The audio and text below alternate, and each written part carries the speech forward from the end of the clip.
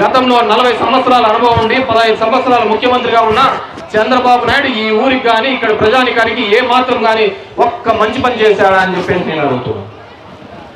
ఈరోజు Dharmavaram ticket Telugu Desam party rate పెట్టింది. 100 కోట్లు ఎవడికి ఇస్తే వానికి తెలుగుదేశం పార్టీ టికెట్,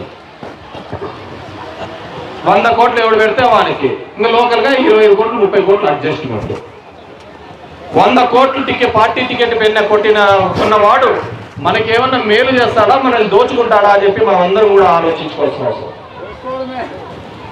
100 కోట్లు పెట్టి పార్టీ టికెట్ పెట్టి కొన్న వ్యక్తి ఏం చేస్తాడు? ఇక్కడ ఉన్న వాళ్ళని దోచుకోవడం తప్ప ఏమైనా చేయగలుగుతాడా?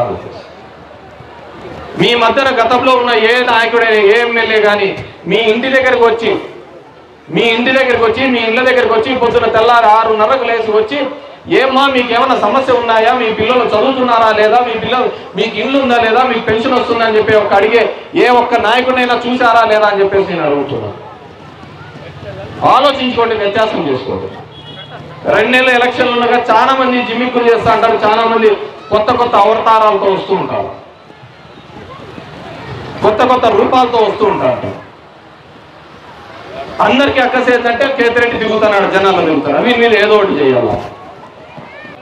కొడుకులు 4 కొడుకులుంటే వారికి ఎక్కువ తక్కువ పంపిస్తారు. ఇంతకుముందు ఎమ్మెల్యే ఉండే, గెలిచిన 20 రోజులకే పార్టీ మారి వెళ్ళిపోయారు. మళ్ళీ ఇప్పుడు ఏదో 100 కోట్లు పెట్టి కొనుక్కొని వస్తున్నాడంట.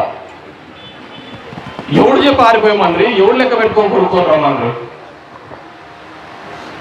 నా విధంటే ఎవడే గారు ప్రజాసేవ చేయడు కదా. ఎలక్షన్లు అయిపోతాడు, పోతాడు, ఏడో చోట పోతాడు, ఏడో చోట సంపాదిస్తాడు, లాస్ట్లో వస్తాడు 100 కోట్లు 150 కోట్లు పెట్టి లెక్క ఖర్చు పెడతాడు, వస్తాడు. దానికి రాజకీయాలకు ఎందుకు రావాలా?